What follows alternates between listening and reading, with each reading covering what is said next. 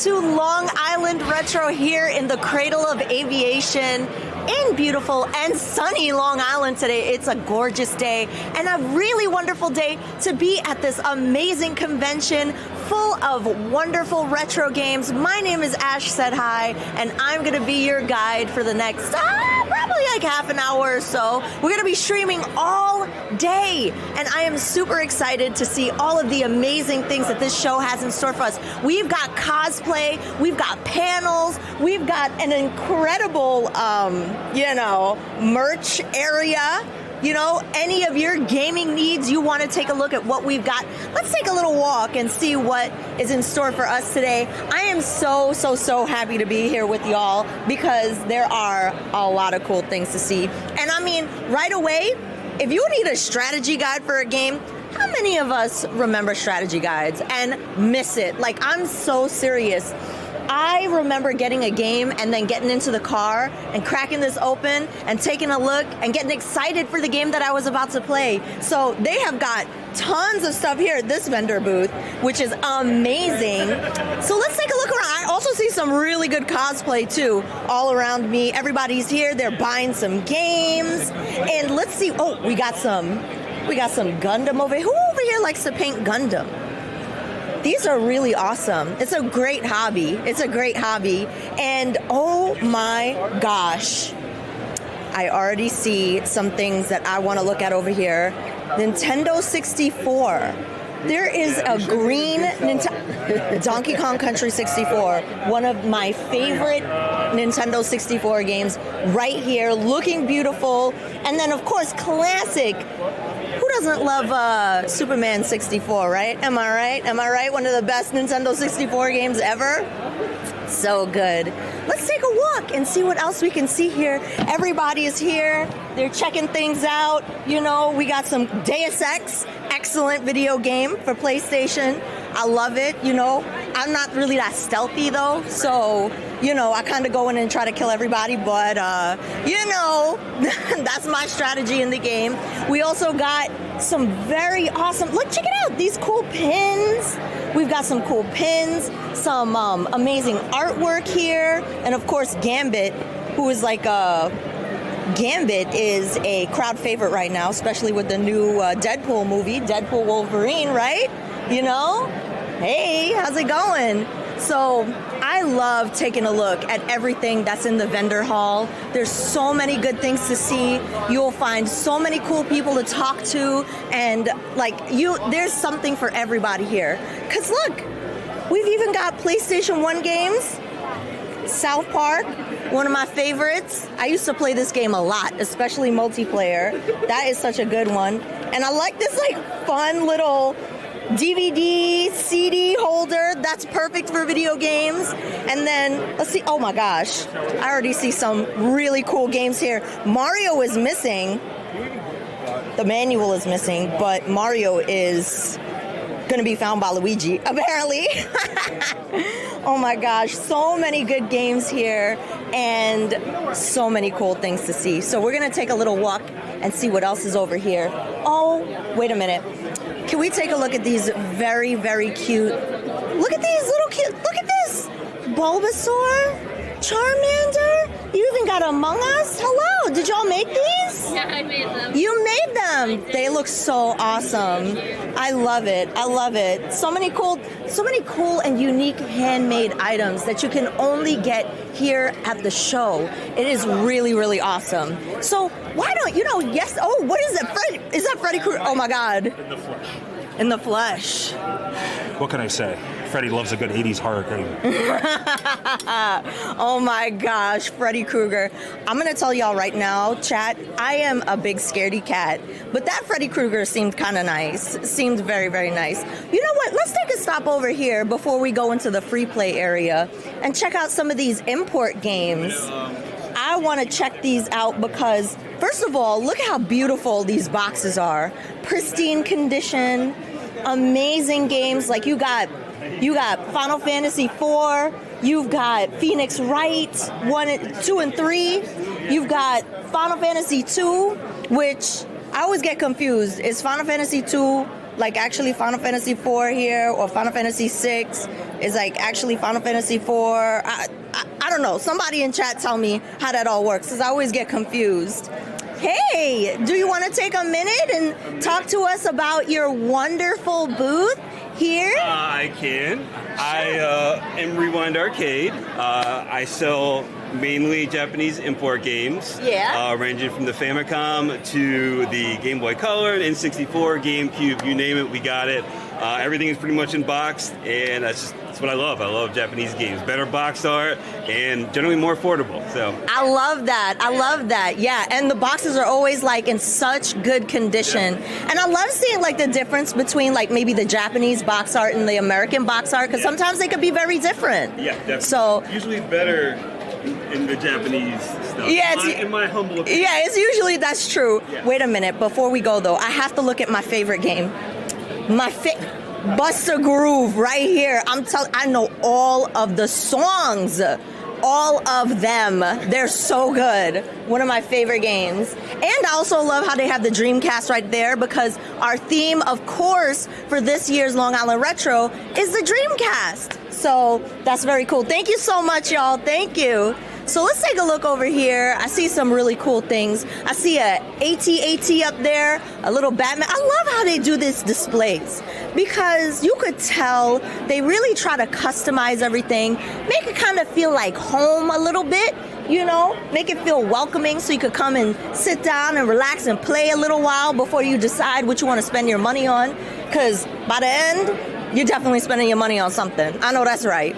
So let's see what we got over here. I didn't even know they made a board game for Zaxxon. That's pretty cool. If you ever played Zaxxon, that was a game on the Sega Master System. And if I recall correctly, please chat, correct me if I'm wrong, but there was like a 3D glasses that you could hook up to your Sega Master System to play that game in 3D, which I wonder if they have something like that on display here. You never know. They might. They might. So let's take a look at the free play area. You know what? It's Saturday. It's a little busy. It's a little crowded because everybody wants to come see the show. So it might take us a little bit to kind of walk in. So, but that's okay though, because everyone's excited to be here. It's the place to be for the weekend. It's the place to be for the weekend. So let's see what we got. You know what I really love too? They have all these cool posters here. Apparently posters to promote games like GameStop, what they used to hang up at GameStop. That's pretty cool. I always love that the artwork for Star Fox Zero Mission. That's one of my favorite artworks. Underrated game on the Wii U, by the way. You also have look at this.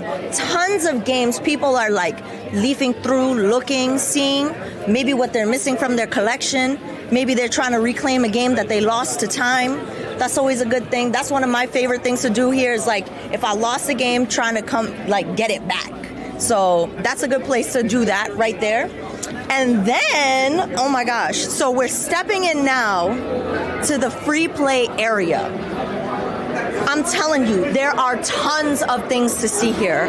This is one of my favorite parts of this museum, because again, like, they're not precious about what it is that they have here. You can sit, you can play, you can interact, like you can learn history, and the people who bring all of the items, it's like their personal collection, right? So they really care about the condition, and like they really care about showing it off and giving you that insider knowledge. So that's pretty freaking cool if you ask me. Let's take a look. So here's why I had to stop. I always thought that the CD32X, the Mega Drive, stacking and stacking and stacking was like one of the most funny things, one of the most funny peripherals that you would ever see for a console. And of course they got classic Doom. I mean, one of the best games ever made. Seriously. That game is really fun. And you know, honestly, I actually played that game for the very first time recently, because as a kid, Doom used to scare me. So, but I took a time and I was like, nah, it's time to play Doom. And I loved it. Now let's take a look at some of these handheld things. These are really interesting. I have never seen any of this stuff before. This is a Tomitronics 3D. I'm gonna take a, let me see if I can take a little peek in. Okay, so here's what I'm seeing, chat. It's one image That's in 3D. If I was a kid and I had this back whenever it came out, it says 1983, it would have blown my mind to see a picture in 3D. That is nuts. That is nuts. And then we have a game comp. This looks like a Tiger Electronic. That's kind of cool. These LCD kind of like systems here. This is really awesome. You know, back in the day when we didn't have like handheld consoles with color screens that could go on the internet, you know, like the PSP and, you know, the Nintendo DS and all that. We had to settle for these kinds of things, and we liked it. And we liked it. Those are so good. And here, okay, honestly, I did have one of these as a kid. This Nintendo, what do you call it? Pinball. Yeah. I think it works. It's pretty cool. So let me see if I could get this to go. It might be broken actually. Oh no. So we're gonna have to see if somebody could give that some love. And then we've got a Pac-Man and then a Stargate, and then we've got all these other cool like little handheld LCD things. That is really awesome. But let's take a look and see what else we've got down the hallway. Let's take a little walk down. Oh, of course, we have Video Games New York over here, which is awesome because Video Games New York has a lot of like indie, they're publishing a lot of indie games for Dreamcast, which makes sense for why they would be here. So let's see what they got on their table. I know that they got some cool stuff because I actually came by yesterday to check them out. Sorry. So we got some games over here. We got Nintendo Switch games. We've got all kinds of cool products over here. They sell vinyl records. They sell toys. They sell like everything. They got everything here. I mean, seriously, I'm a big fan of video game music. Like, I cannot live without video game music. And I know at home I have a few of these vinyls, especially the Breath of Fire ones up there. You got Phantasy Star. That's classic bangers on that album. And you got Virtua Fighter. You got everything. Mega Man music. It's all good. It's so much good music. Now, we're gonna walk over. Honestly, I didn't really plan this, but it probably happened kind of as like a happy accident because my heart brought me here. I gotta show you my favorite piece of equipment in this whole show. The Amiga 500.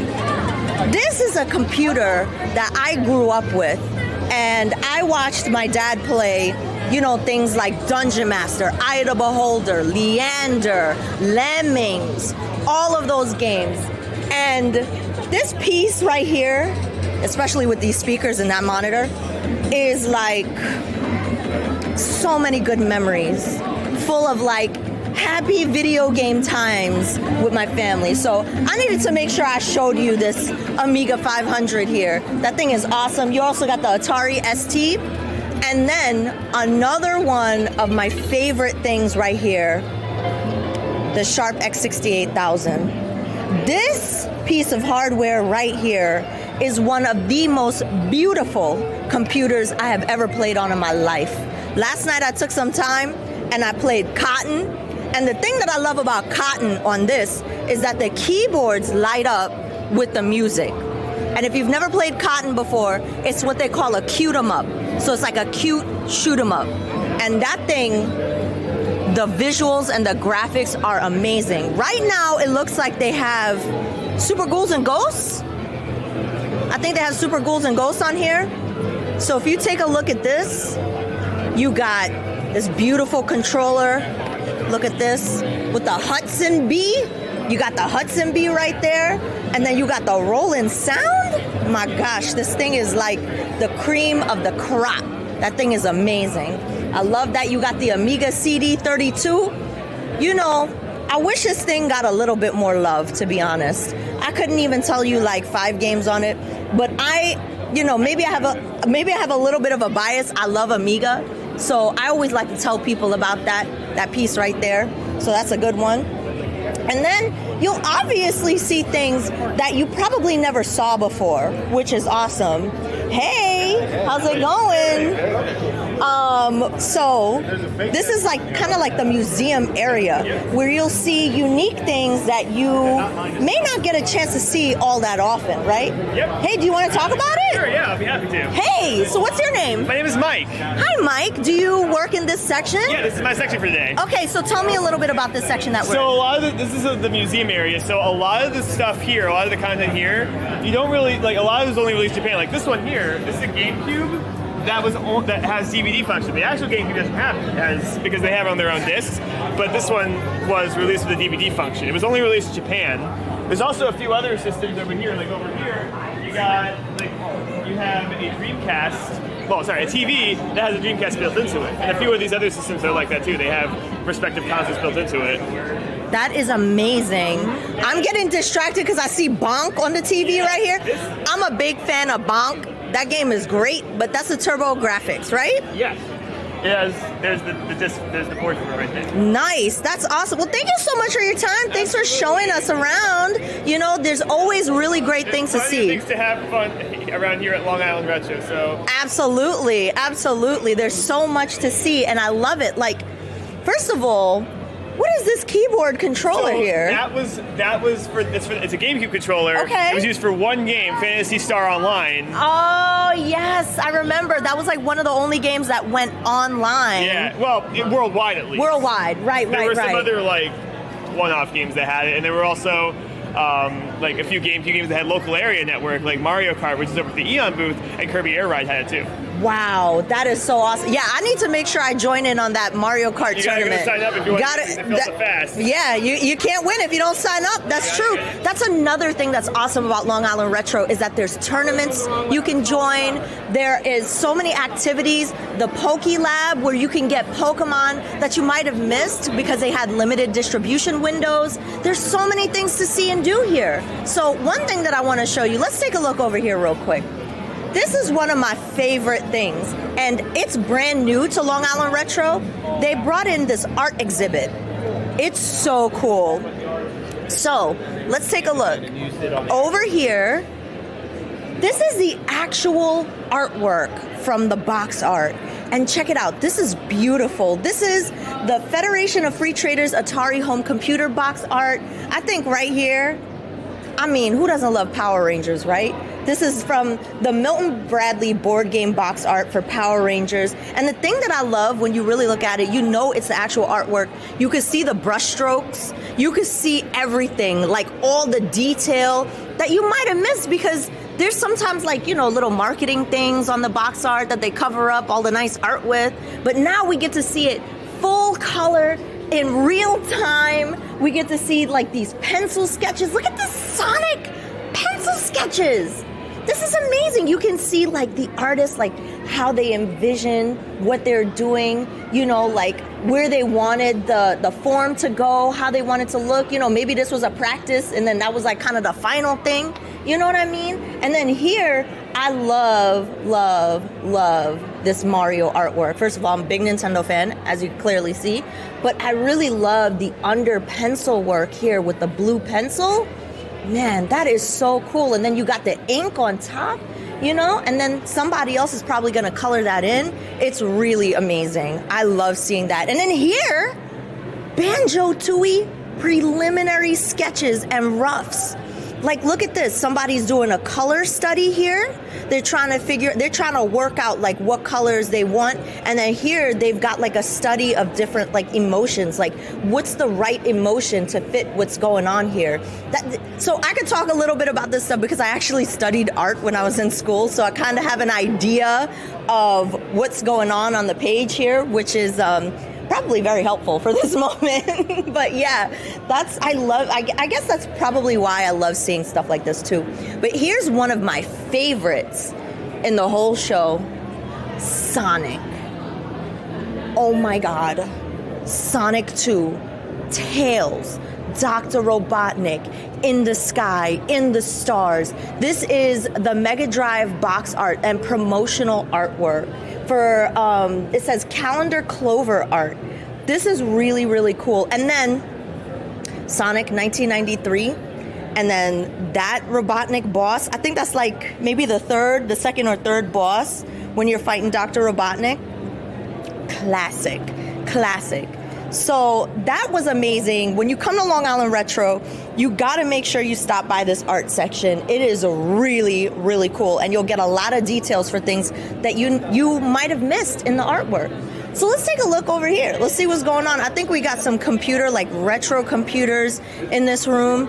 We see some Apple computers, some Apple desktops, the iMac. You know, honestly, sometimes what I wish that we could do, because I have an Apple at home, I wish we could kind of go back to the OS just for visuals, right? Like go back, because I'm used to those visuals, and then but still have the modern, processing power and stuff. But sometimes I just like the way that it used to look.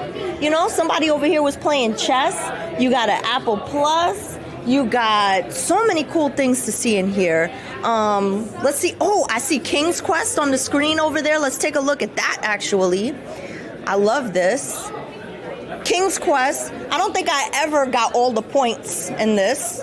So if you never played King's Quest before, it's a point-and-click adventure. This might be the text parser version. And a text parser is basically where you have to put the words in and be like, do this, go here, and the computer will either be like, yes, like it'll do it, or it'll be like, I don't know that command. And then you have to figure out the right word. So it adds an extra level of challenge. But usually what goes on in these games is there's puzzles you have to solve, and then there's a certain amount of points that you could get through the whole game. And what happens sometimes in these games is you could do what's called soft locking, which is not good. Because soft locking usually means you got to start the game over again. So, yeah, that's gaming back then. So many cool things to see in this room. And if I recall correctly, I don't know which computer it is, but there is a computer in here that went online. Like back when regular cable was still a thing. And it was one of the first computers to do that, and it was only available in Canada. Now, I don't remember which exact one it is, but I'm pretty sure it's in this room. And before we go, I want to take a look at this, because I actually have never seen this before. The Brother word processor. I'm very curious because this has this. Oh, this is Tetris, I think. It looks like a version of Tetris. I always just fall in love with these kinds of screens. So I had to come over and see what that looked like, because that looked pretty cool. So let's take a look here. I think the next room we're going into is the Pokemon distribution room. So like I said earlier, the Poke Lab is really cool because if you missed a Pokemon, like say you wanted Jirachi, say you wanted one of those Pokemons that was distributed for a very short amount of time, you could come in here and get that Pokemon. It is one of the most popular rooms in Long Island Retro. So if you ever make your way to Long Island Retro, you have Pokemon that you are missing, you cannot miss this room, right? Very fun. Very fun. Do you mind talking to us for a little bit? Telling us a little bit about this area? It's the New York Retro Poke Lab. It's essentially, I came here one year with a whole bunch of Pokemon stuff and asked if I could have a table to trade out Pokemon. Yeah. I got stuck behind it for 3 days, and they're like, hey, we're going to make this an official part of the convention. And now I'm still stuck behind the table for 3 days, but it's officially stuck behind the table. Yes, I love it. I love these cases for your Game Boys as well. I like extreme green, so Yeah. I've modded almost everything to match. That's beautiful. And you got a micro here. You don't often see a micro. With the micro wireless adapter. What? That is sick. If you want other shiny things, look at the Panasonic Cube that's over there. Oh my God, we did take a look at that. Let's take a look again because it's actually playing a game this time. You've got the Jirachi special gift. You got some very cute Pokeballs here. You even got the controller. And I love that you have the Game Boy player on both of these consoles here, which is pretty fantastic. That is amazing. Thank you so much for your time. Yes, this is a stop you don't want to miss on your journey to Long Island Retro.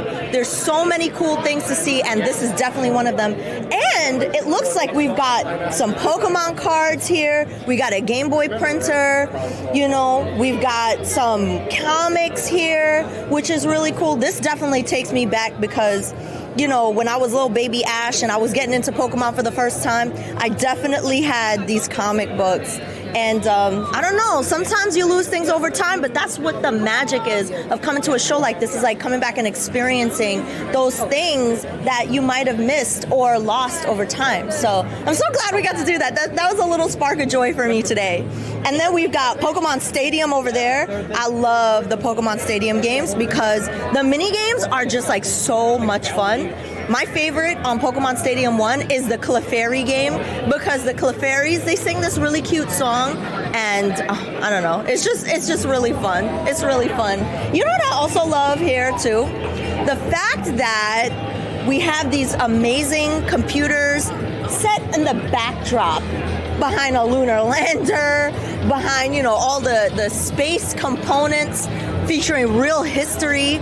Oh my gosh. Okay, so I know we already looked at the Amiga, but okay, so somebody's playing one of my favorite games called Turrican, and I love Turrican because the music by Chris Hulsbeck is like incredible. So somebody was just playing that. I just got distracted. Somebody was playing that game, and then I was like, oh my God, I must take a look. I must take a look. I see some people I know here too. Mike, do you want to talk to us for a little bit? Sure. Tell us about this area. How you doing? Hi, how's it going? It's going. Yeah, so we're in the museum section of the Long Island Retro Gaming Expo. So this is the section where we have a lot of things from that aren't as maybe as widespread and well known. It's more things that are special imports, consoles, and different things that different companies had produced over the years that might not be as common. The X68000 obviously is a Japanese computer that was a huge deal back in the 80s and 90s. That's probably like the shining gem of what we have here. Yeah. But we have all sorts of great import pieces. We have these are like Nintendo TV store display units. What? So this is a M82 demo unit that has, I think it has up to 12 games you can put in there. That's an M8 demo unit, which these would be in stores back in the 1980s to kind of show off what the console was. We also have a Super Famicom box over here, which is something similar for that, but for Super Famicom. We have another NES box over here. We've got a computer over there. That's the Terra Drive that has a built-in Mega Drive Sega Genesis in it. Yeah. We have a PC Engine Duo, which is both the CD and the Q card reader together. Oh man, there's a lot of stuff. There's so many cool things. So the museum's all for like the stuff that, you know, you might not see everywhere. Like obviously we love seeing a Nintendo. We love seeing a Genesis. We love seeing a Dreamcast, obviously. But when you come to this, you know, there's some retro computers here. Yeah, the Commodore PET. The Commodore PET, for example. Yeah. Or you know, the Amiga and things like that, and things that you might not always see. So if you're really, you know, kind of knee deep in this hobby or this interest or this kind of thing, that's the beautiful thing. Excuse me. I've been talking a lot. I know, yeah. It's the beautiful thing about this expo is that we have something for everyone. So the folks that, you know, they want something a little bit that might be off the beaten path, this is the section for that. I love that. Thank you, Mike, so much for your time. Thank you for talking to us about that. I was always curious about what these were, so that's good to know. Yeah, they're really cool. Yeah. And because it's a museum section, every piece we have here has a little placard on it. So if you're not sure what it is, then you go check a look. You should totally go check out the Sega Prologue. Okay. It's like a Sega Saturn with like karaoke and speakers and like a whole radio system. That was brought all the way from Seattle. You got to check that out. Okay, let's go check that out. Check that out. All right, thank you so much. We need to go check that out because I have never seen that before. So I'm really curious because first of all, who doesn't love karaoke, right? So if I could have a system with karaoke built inside, what is that? Look at it. The Sega speakers, like that's sick. Look at this with the. Wait a minute, but hold on. Can we also check out the Virtua Fighter jacket though? I need this drip. Like this is very classy, very classy. So I don't even know what song this is. This is very, very cool. I wonder how much music is built in. But just it's a bada bee, bada bop. Bada bee, bada bop. I think this is what's the name of the song? Oh yeah. Scatman. It's Scatman. That was a classic. Rest in peace, Scatman. Okay. Oh, and this is how you navigate the music. That's pretty sick. I like that. And then it even has this very cool Sega controller here. I guess like that must be for the games. This is a very cool piece. I wonder if people like were able to like commercially get it or if it was only available for businesses. That would be like my first question, because imagine having that in your basement and then being like, come on over, let's do some karaoke. Like I would be the life of the party. That would be awesome. And then let's also talk about how cute this jacket is right here. It's the Sonic with the microphone. That is so cute. Look at his little face. I want it. Somebody print that for me. Make it. We got to have that. That's very, very awesome. So let's take a look. Actually, there's some more stuff over here. I love to see, things that we've never seen before. I don't know what this is. It looks like some kind of Sega camera, a digital camera. Sega LCD digital camera and digital film. Sega, maybe it works with the Sega Saturn. You got a Sega Saturn over here. It even has a printer over here. And then there's like these really cool Japanese magazines. So there's so much history. There's so much history here and so many cool things. And there's a table over here. Wait, we got to check out the Sega Saturn games though. Let's see what they got. Let's see. Hello, how's it going? All right, so what do we have over here? We have hockey. We've got Grid Runner. Virtua Cop 2. Now that's a game. That's a good video game right there. We've also got some Japanese imports. We've got some Yokai Watch for 3DS. So we got a Game Boy with the very classic, one of my favorite games, Super Mario Land. I love that game so much. And then this very beautiful silver Dreamcast controller and some VMUs, Virtua Fighter, classic stuff. There's so many cool things to see. I'm just like filled with so much joy. So I think if we keep walking this way, we might make it back to the vendor hall. But as you can see, even when you're not looking at the retro stuff, there's like cool, like history stuff to look at. Because I mean, who doesn't love, NASA and like space, right? You got the awesome telescope that just went up. You've got, I think they're building a brand new building for one of the space shuttles in Florida. I'm pretty sure it's either Florida or California. They're building a brand new building for one of the space shuttles, which is pretty awesome. So let's see what we got over here. We're back on the vendor floor. You know where we haven't checked out? The candy cabs. We should probably make our way over to the candy cabs. So let's make our way over there, as we're just walking through. There's tons of people hanging out, tons of people making videos, tons of people like interacting with all this cool stuff. There's so many. Actually, let's see. Can we go this way? See if maybe we could get through like some of the vendors this way. It'll probably be easier because it's like a straight way.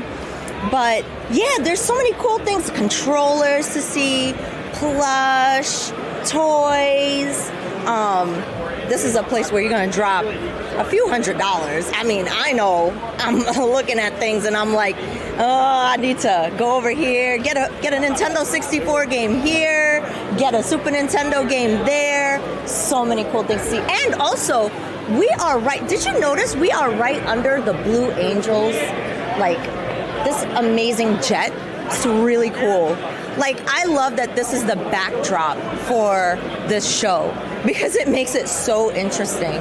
It makes it really, really interesting. So, over here, more of this 3D printed stuff. I love it. I have a few of these pieces at home, actually. I'm going to show you which one I have at home. Obviously, I have the Nintendo Power one. That's there, obviously. I have the Nintendo Power one. There is a Screw Attack from Super Metroid. That one I have at home. And I also have that Super FX one. I have that one at home too. Because I just think it's such a cool design. This one right here is such a cool design. And I love the Nintendo Switch logo. You got the NES logo here. Working designs, classic. Classic. I also have one that they don't have on display, which is the Amiga. They have one for the Commodore Amiga. As I stated earlier, I'm a big fan, so I had to make sure I got that one. And of course, again, don't forget to get your Long Island Retro Gaming swag. Look at all these awesome shirts with really cool designs, different themes. You know, they got dice here. You can never, honestly, I'm a dice goblin. You can never have enough dice. For real, right? With a cool dice bag. And oh my gosh, so awesome. And don't forget to get your program so you don't miss out on the panels. Which, by the way, that reminds me, if you buy a ticket to Long Island Retro, you get access to all the links for the panels, which is really cool. So if you miss something for some reason, you want to go back and rewatch it, it's the perfect way to go back and rewatch it. I think that's really cool. Not a lot of places offer that. So that's a very cool perk to getting a ticket to Long Island Retro. So I love it. I love it. All right, we're walking down. We're making our way to the candy cabs. We're making our way to all the excitement. There's also I heard there's a DDR machine. And we're walking by Eon. We spoke to those people yesterday. They were really awesome. I got to make sure, because I love playing GameCube games, so I got to make sure I get one of those because I want my GameCube games to look as amazing as they should. Hey, what's up? Hey, what's up? We're back. We're back. I was telling them that I got to make sure to get one of these before my trip is over this weekend. So I love that. I love that. I'm not sure when they're doing cosplay today, but I'm seeing a lot of amazing cosplay. And I can't wait to see the show. Like this amazing cosplay right here. This is so great. I'm not even sure what this is from, but it looks amazing. Hi, what is your cosplay of? This is the animals from Super Metroid. Oh my, you always have to save the animals. Always save the animals, yeah. Always save the animals. That's really great. You did a good job. I'm glad you like it. Yeah, thank you so much. So let's take a look at the candy cabs over here. So many cool things to see. So many cool things to see here. Oh, and I see, all right, I'm going to take before we get over to the candy cabs, as I said, there's theaters here with all kinds of great paneling. Right now, the CU podcast is live. Pat and Ian, great show. I listen to them all the time on YouTube. They're doing their show live right now. It is you cannot miss. You cannot miss. And again, as I said, with your ticket purchase, you have links to go to all of those and watch all of those panels, which is amazing. So we're finally making our way over to the candy cabs. I love it. And on our way here, we also have, check out this really amazing artwork.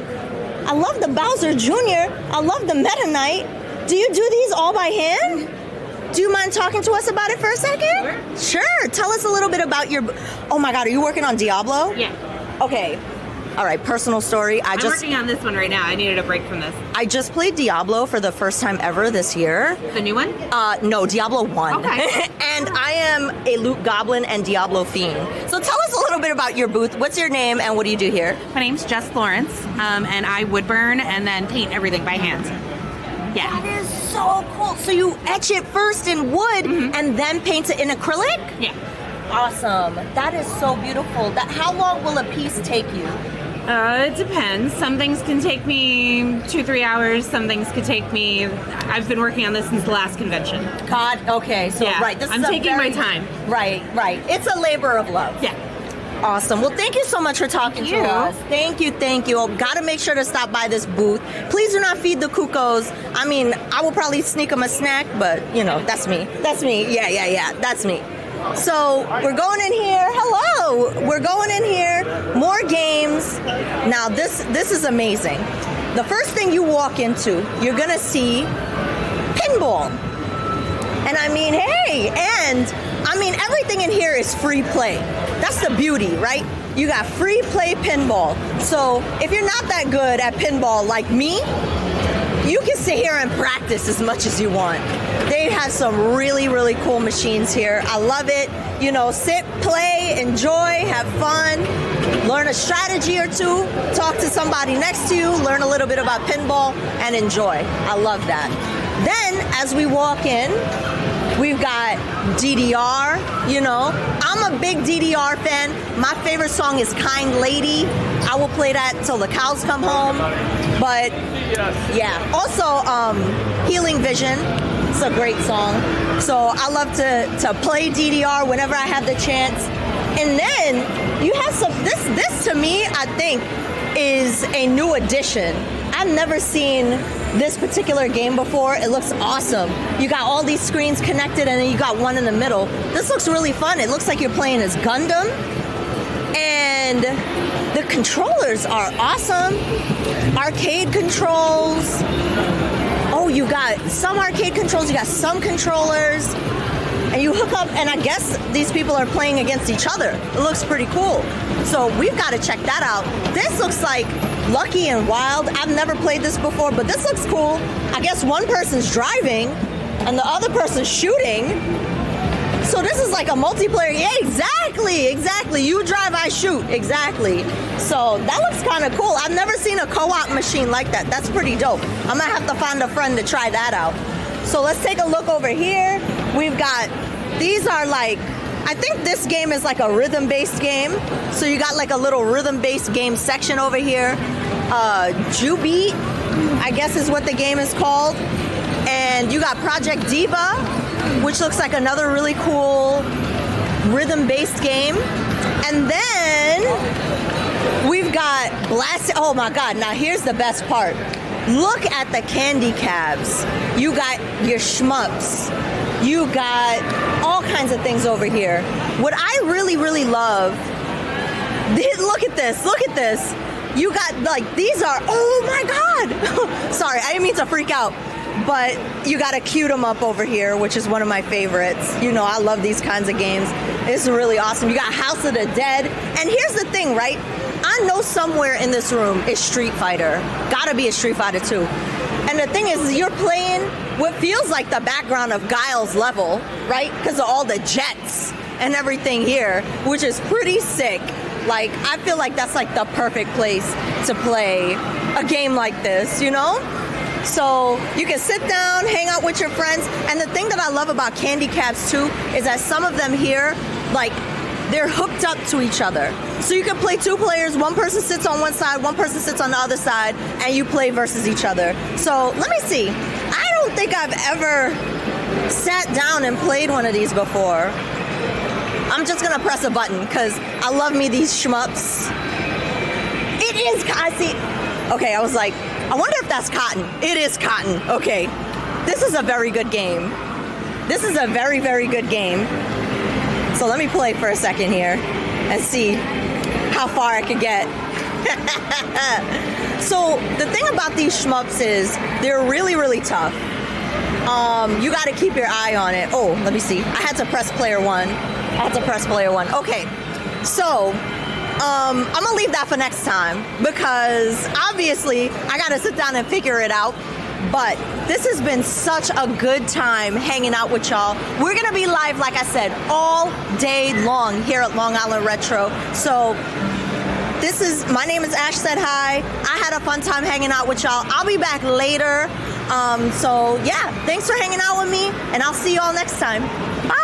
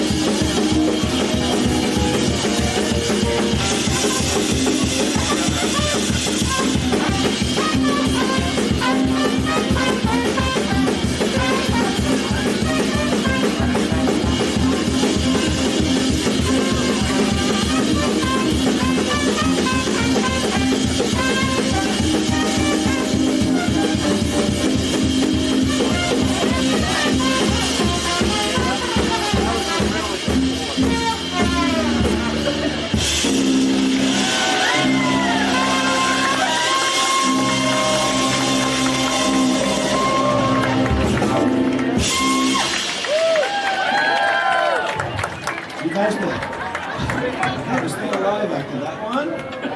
Woo! Hey, we're back at the LA Retro. See a lot of friends years ago. And we're gonna have a fun show today. So that was, of course, Gourmet Race.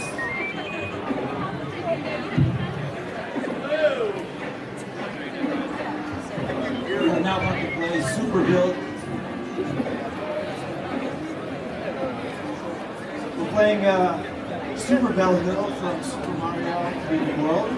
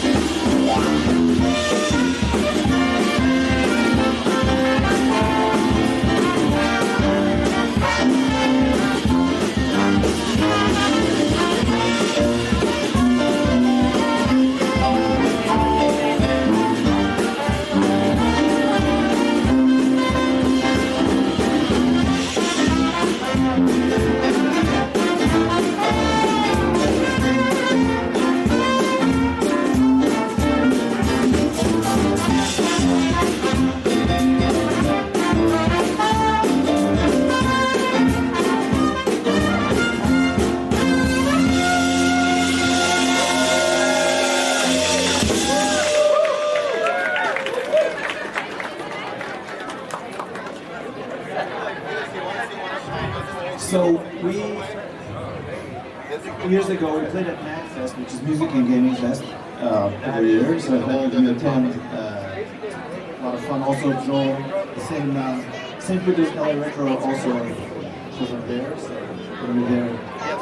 We're gonna play a piece from one of the things that we played at MagFest, from a game called Cuphead. The composer. We're gonna play a tune called Dynamite.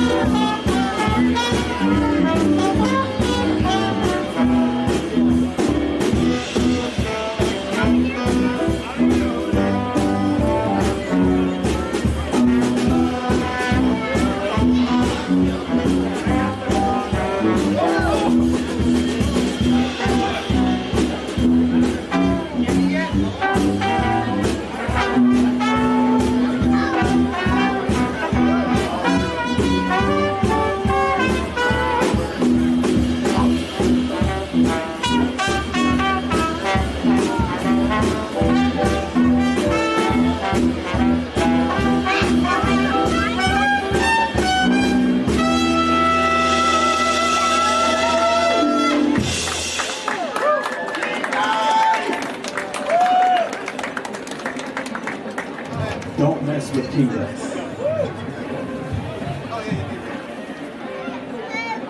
I think the next one, many people recognize. By the way, give it up to our great team here. They're amazing people. Fidel, Olivia, Heather, and Danny.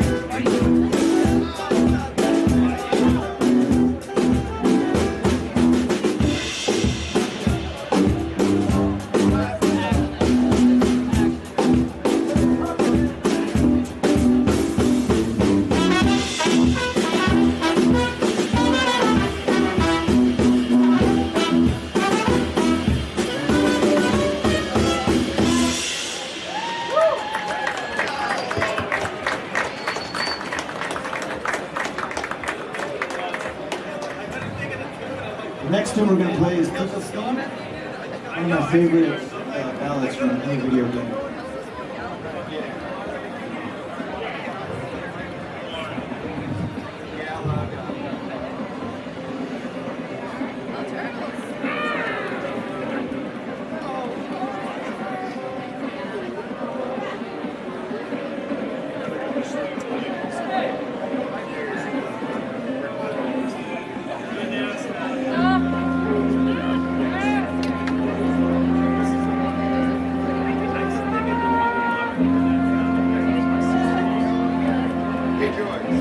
Didn't I kick your ass in Galaga and dead monsters? Maybe. Sounds familiar. You know what? We need to humble him. We have to. I thought I had a chance. We were in Dave Buster's. I did not. We have to go all three of us Dave Buster's. Yeah, we have to. If we go on Wednesday, we'll have a better chance. And I thought Dave Buster's. But he needs to be humble. Listen, I think between the two of us, and you know I'm stubborn enough, 100% you know I'm stubborn enough, I think with her help, I think I can do it. She seems just as good at reading the lines as I am.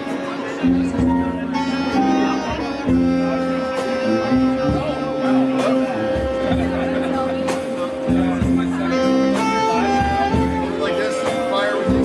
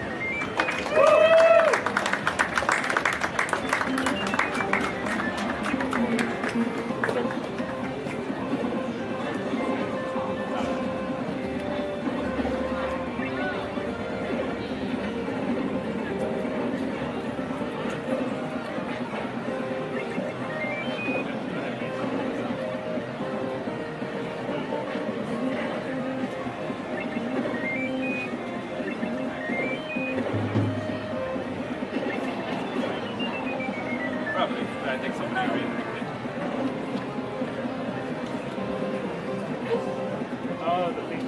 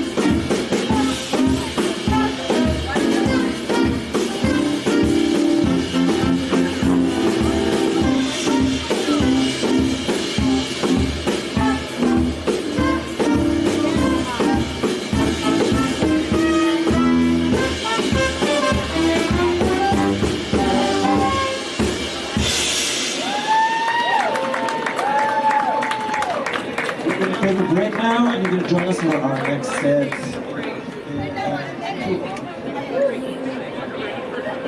Thank you so much. For console, follow us on social media and all that good stuff.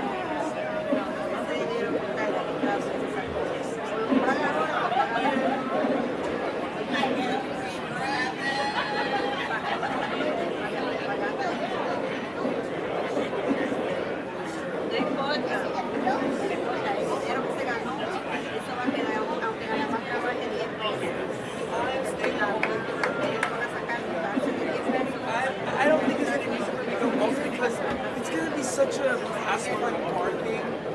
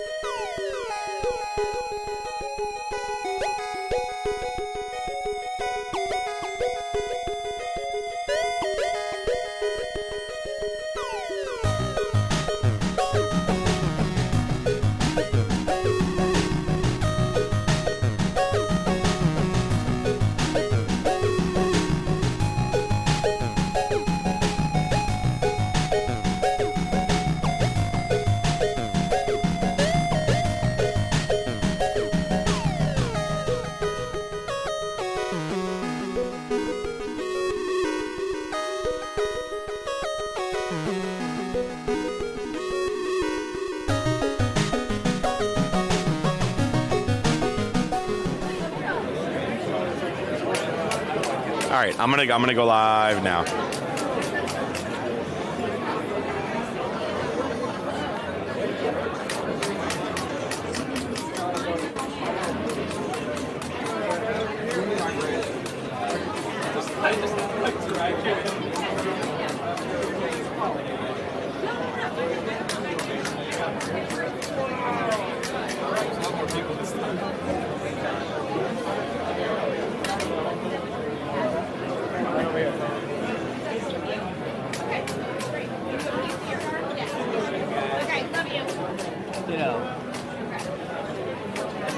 When we first walked in on that.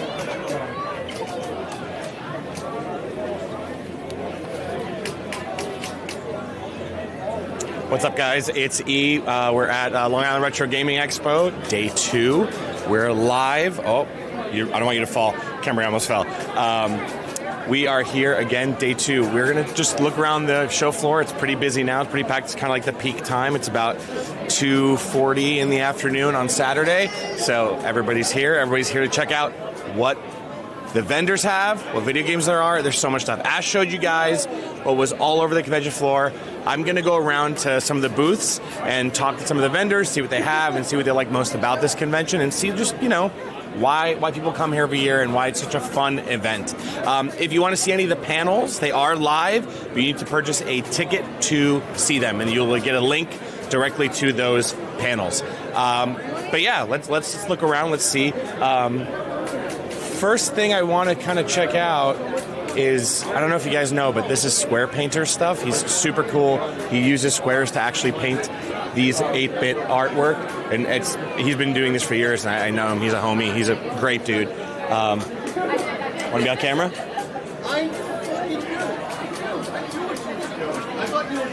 I was already introing you, dude. Don't. Sorry. I knew. So I saw what was going on. I knew I was going to be assaulted. I mean, listen. Great to see you. Yeah, bro. You too, man. So, all right. So, what are you doing here today, everybody? I mean, Square Painter's here every year. He's the man. What do you got? What I are we wasn't looking here at? last year. I wasn't here every year. Okay. Yeah, I adopted a kitten. I wasn't able to make it last year, but we're here now. I hand paint pixels from old video games, and this is a whole lot of new stuff. This is actually only the second convention I've done this year, so lots of new stuff. People are seeing for the first time. I know, right? Isn't that wild? You do a lot of them, man. I know. It's been a strange year. Yeah. What's like the newest one that you've done so far? Newest one here is the Castlevania 3. That's not even on my social media yet because I finished it and I was like just cleaning up my house like the day before, so I didn't even have time to photograph it. How long do these usually take you to make? Like, which one takes the longest? Like, which ones are easier? How does it go? I mean, well, the easiest ones, like right here, the little 5x7s, like, here, like Zero Suit Samus, probably took, I don't know, 2-3 hours to do that one. But then you have ones like that back there. That is beautiful. I don't know, 20, 30 hours, something. I don't keep track. I work on like 4 paintings at once, and I'll just keep switching throughout the day until it's done, and they take a while. What do you like most about this convention specifically? And also, I mean, just going to conventions and people, being here, community. Seeing you. That's what I'm here for. Appreciate that. No, that it's like, it's a New York convention, so a lot of people that don't really get out of like New York, it's just like, I'm from New York, so a lot of people don't like to leave. So you only see certain people here, and it has a real like retro vibe. It sticks with it. A lot of conventions have branched out into other types, and this just sticks with the retro, and I love that. I love it. Yeah, Thank you, bro. absolutely. Appreciate it, Of man. course. Hell yeah. I'll see you in a little bit. Yeah, I do. I was calling it, right? I was like, I'm just going to go to Adam, and that's it. Thanks, dude. Yeah, Adam's great. He's a veteran in the con scene. He's also a content creator. I'm pretty sure he streams making those artwork. So really cool stuff. I do want to check out this stuff over here too. This is Arcade Designs, super cool stuff. What's up, man? How you doing? Do you care if you're on camera or anything? We're live for the convention right now. If you want to check us. Yeah. So, what do you do? And also your name and your store and everything about you. Okay. I'm Chad, Arcade Designs. I create premium artist prints and stickers. Everything is hand-drawn digitally, professionally printed. And what made you want to go, like, I love this like whole popsicle style design. Like, what gave you the idea, inspiration to do that? Even like these tickets, like this is so cool and like beyond retro to see. Like, what gave you the idea to do something like that? Well, I love the tickets because they each have a date on them. It all corresponds to the character in some way. So whether it's a first appearance or the first movie or something, I love being able to incorporate all those little details into it. The ice cream, I've always loved ice cream. Even from when I was little, best memory is like going to the ice cream truck, getting the melted Sonic, and that's what started me on this path. How long do these normally take? Because these are like so well drawn. Are they drawn? Are they is it digital or is it? Everything is hand drawn digitally. A high detail piece probably takes about a solid week to do. Wow. Yeah, something like Dead Space or Darth Vader is a good example of that. That's all. How long have you been doing it for? I've been drawing all my life. I've been doing it professionally for about 12 years now. That's awesome, man. Yeah. So are these stickers, these guys? Yes, they are. Yeah, I love this. I think it's so cool. It's so different because I don't think people would normally see something like Game Boy Popsicle as it's melting or bites taken out. Like, it's just sick. Like, I love that. Also the Smash one too. I just noticed that one. That one's awesome. Thank you. Thank you so much, man. Appreciate it. Yeah. Thank you for stopping by, guys. Yeah, thank you, dude. So I don't know if you guys hear that right now, but there's a band. Literally, we're gonna turn. We're gonna do a turn, and Kale's gonna follow me.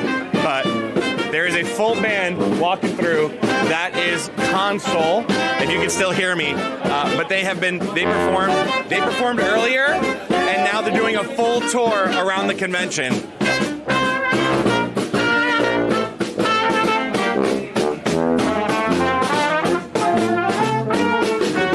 Look at that. It's crazy. Like, they're just touring through the whole floor. It's so loud, but I love it. It's good. This is great. Like, when do you see that at a convention? Like a full band in all video game music just touring the show and just making sure people can hear the music. It's a good time. You guys heard them before, around like 12 o'clock. They were performing upstairs, and now they're doing this showcase. Let's keep going. Let's see what else we want to see. I love this. We were able to see these before. This like VHS printed artwork. See this, guys? This is the Goonies, Top Gun, Ghostbusters, Jurassic Park. I actually bought one of these for a friend because it's so cool, and they light up. They're multicolored. It's awesome. Like, I love that this could be a thing that you could put on your bookcase because VHS, unless you collect them, it's not really a thing anymore. But you can make it seem like you have a stack of VHS tapes, and it's more new age. And oh my God, it's Will Wolf. Hi. Hi, I saw you recording before and didn't want to crash your stream again, but here we are. It's fate. Don't try to avoid it. That what happened in Prince of Persia 2, Warrior Within, and we all know what happened. He dyed his hair and started listening to Godsmack. So I don't know what he's talking about. You know what I'm talking about. Where's your brother? He's coming later. Okay. He's stuck with me. Did you see these VHS print-offs? Yes. Dude, these are so cool, man. Yeah. I'm getting my kids into Disney Infinity. Okay. And you're finding a lot of good Disney Infinity shit here for a really good price. Can I swear? It's on their page. Hell yeah. All right. So there you go. Good time. Long Island Retro Gaming Expo. Come now. How long have you been doing this? Going to this? Since it started, I think. Yeah. Too long. What's your favorite part about this convention? Honestly, just like walking around and seeing all the cool stuff they have. Really, like, you'll be surprised the amount of stuff you find. Be it video games you forgot, video games you remember, VHS tapes you had as a kid, and then you kept breaking off the tab, but now they have them here in pristine condition for $2. I'm talking about Batman '89. So, yeah, I love you, man. Awesome. I'll see you in a little bit. Awesome. That's Wolf. It's Pop Wolf's brother from Wolf's Den. Yeah, it's just you see all these random friends that you just know you haven't seen in a while, and you just catch up and just see how they're doing. And everyone's doing the same thing. They're just seeing what's going on, collecting, being in the community, and just having a good time. And that's I feel like that's the convention's main thing, is just having that time to spend with everybody. Hold on, I want to make sure the stream is good. Video's split second. We're good. Let's keep going. Let's check out some more stuff.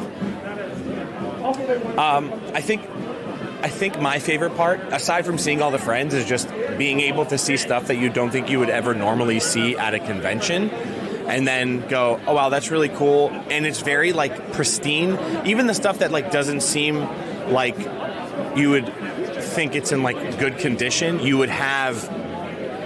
I don't know, like they have there was a booth over here that was selling a like Game Boy lunchbox all-in travel case, and yeah, like there might be some blemishes on it, but they still take care of it, and like the pricing is also pretty good, so you can go in and buy something for like $20-30 that you would never see outside of like a normal store. But yeah, like it's just that great thing. And then like there's this booth here. So I've already done some shopping. Usually I wait till Sunday, but there was some exclusive stuff that like I needed to buy like when I saw it. And the booth over here, I forget their name, but they have all like Japanese boxes and Japanese versions of games. And if you didn't know, Japanese versions, different art style, different sized boxes, especially like GameCube and Game Boy, like they didn't look the same as like the American version. So if you use something like Smash or Paper Mario: Thousand Year Door,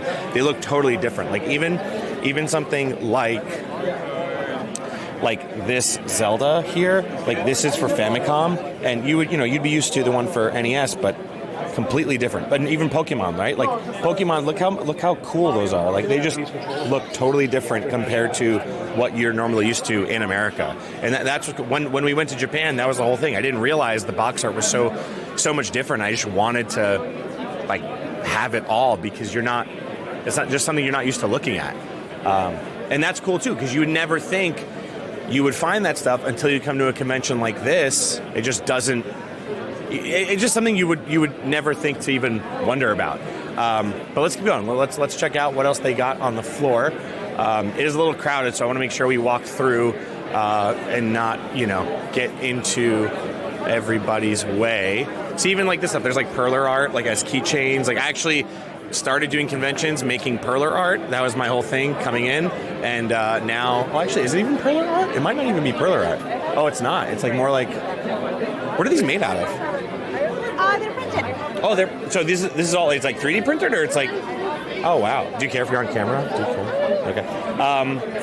Because I was just saying I love, and I bought this yesterday, the VHS tape. You did. Yeah, and like who makes it? Do you make it? Your husband make it? Like who does it? We work with the designer. Okay. It's a lot of it is hex 3D stuff. Oh, okay. And then the other half of it, like he does the signs.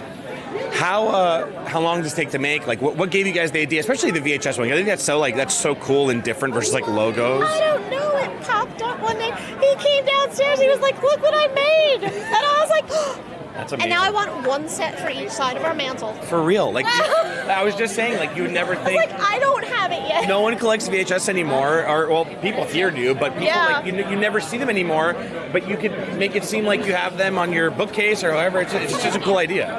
It's great. How long have you guys been doing that for? I think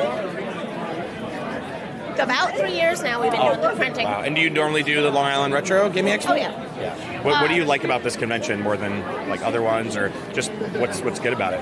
It's just fantastic. It's got a good community of people. Like, vendors go table to table. Like, everyone just works with each other. Everyone knows each other. And we get good draw all the time. Like, there's always... And we run the dice game. So we do the gold pipe gaming. We do the dice game. Okay. Everybody loves a good dice roll. Great. Awesome. Thank you so much. Awesome. All right. Yeah, thank you. Let's go over here. Yeah, see, there's stuff over here I don't even know what it is. Like, what is a zoomer? Like, I've never seen that. It's awesome. It's just a zoomer and then Tom Nook on the side just chilling. It's great. There you go. Let's see what else. What else can we find that's different?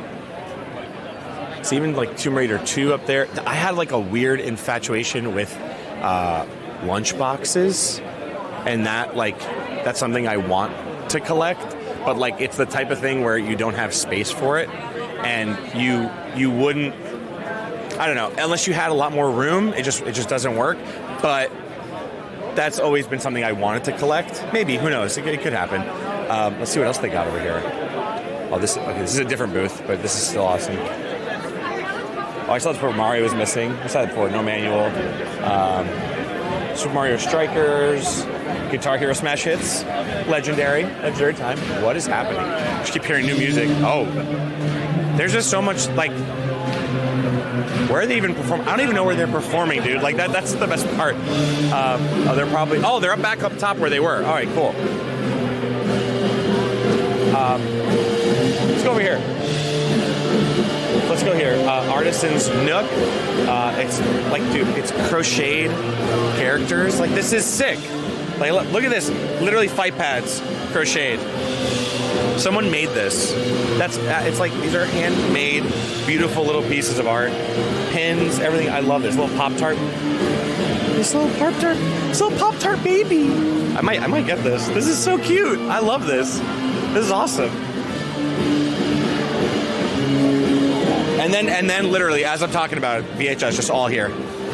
You never, like, when do you see VHS anymore? Unless you're like a thrift shop, like nowhere. It's great. Imagine they're not in there. No, they're definitely, I can feel it. They're definitely in there. I've never seen this though. Oh, Laurel and Hardy. Cool. They literally just announced all new, like, Toy Story and stuff. I see Toy Story 2 over here. Great. Oh, wow. Oh, wait. See, okay. I might actually buy this and give it to Wolfden. Because, like, this, would he not, like, love this? I think that'd be awesome. Yeah. Hey, what's up? Do you care if you're on camera? Do you care if you're on camera? What is your name? What's your booth? What do you make? Clearly I know, but why don't you tell everybody what you do anyway? My name is Brittany. My business is the Artisan's Nook, and I make crochet dolls. How long do these take you to make? Depending on the size and how much detail, anywhere between a half hour all the way up to possibly 6 hours. 6 hours? Yeah. What made you, especially with this, right? Like, what made you go, I think I can make a fight pad, but crochet it? I've always kind of been like a sideline member of the FGC, so I kind of wanted to make some things that could, cater to that community. I love it. And, like, even like little toys, like, I love this Pikachu, is so cute. Like, was it more like a hobby that you said, I can do something else with this, or was it just something that you just like to do? It started as a hobby. It was something that I was like, okay, these are really cute. I should see if I could do something like that. And it kind of snowballed into this, and now it's kind of my entire life. I love that. So you do this full time? Like, this is your whole thing? Yeah, this is my full-time job. That's awesome. That's also, like, great that you could do that. Because a lot of people do this as like a side thing. This is your thing. So you do conventions all the time. Yeah. What do you like about Long Island Retro Gaming Expo? Honestly, I've been with LA Retro for 4 or 5 years, something like that. And I don't know, just everyone's really awesome. The entire community is great. All the artists are great. The vendors are cool. And I love anything at the Cradle of Aviation Museum. It's pretty good. Thank you so much. This is great. I'm probably going to buy this because I have someone who would absolutely love this, but I'm going to put it on the side for now. I'll come back though once we're not on camera anymore. This is sick. Love it. Thank you.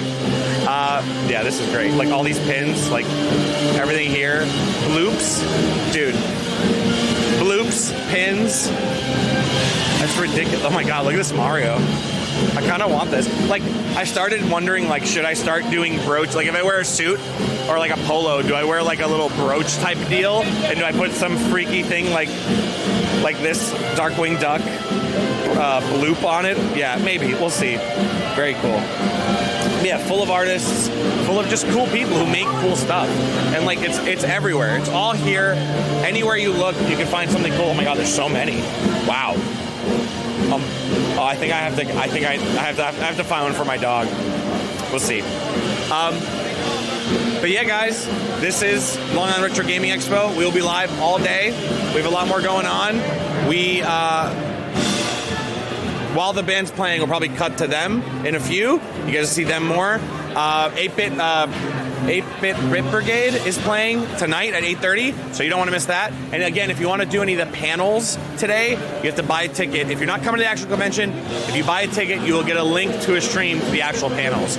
But yeah, my name is E. I'm Guy with the Hair, and see you soon.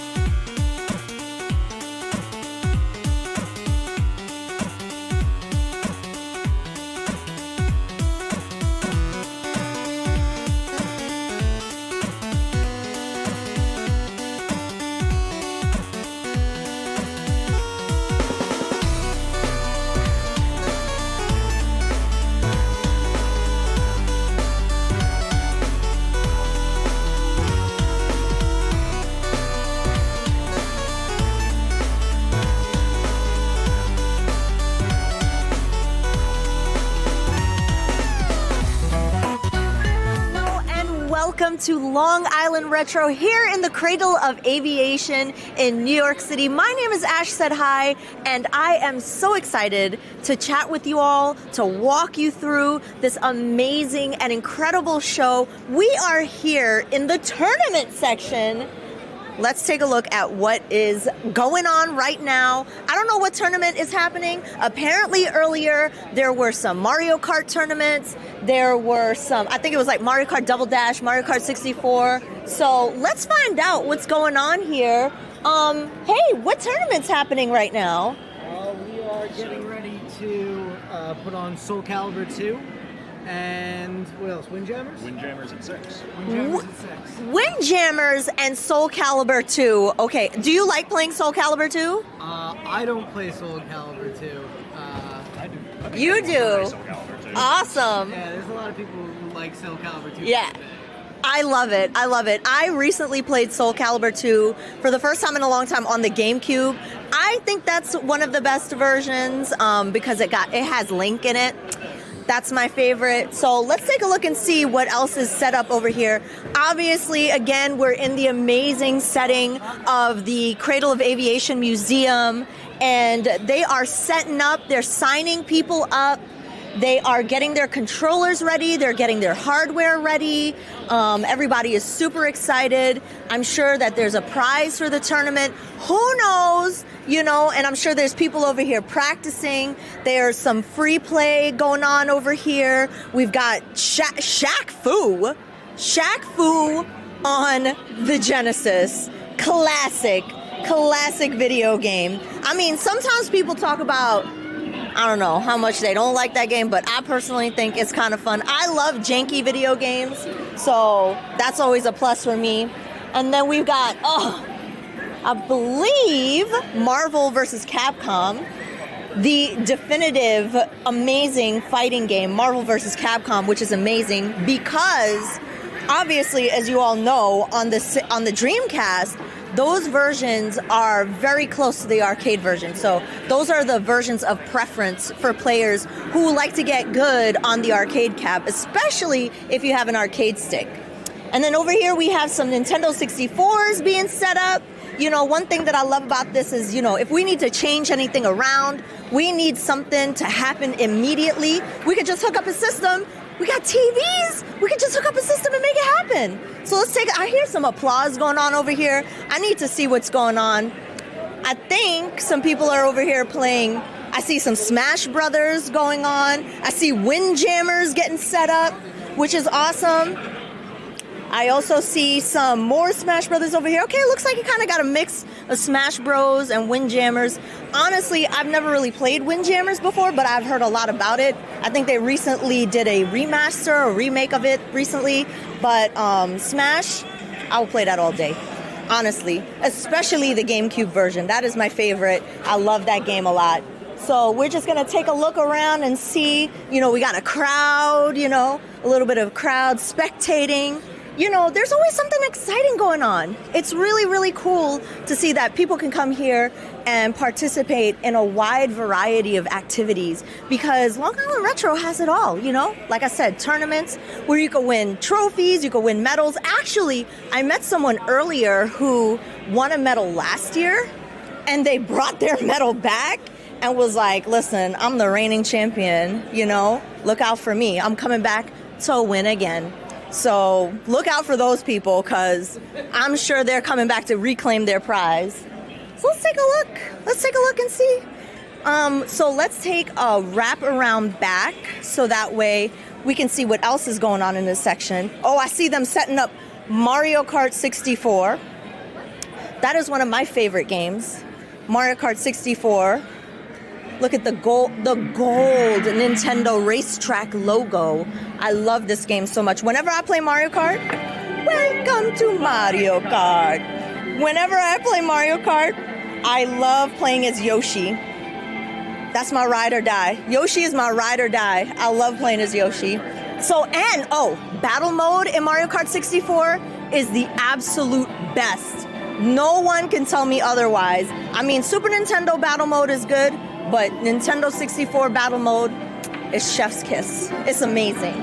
So let's take a look around again and see what else we got to see here. I love the tournament section. And the cool thing is like anybody can sign up for a tournament. It's not like you have to wait a long time, and there's so many different tournament activities that you can be a part of.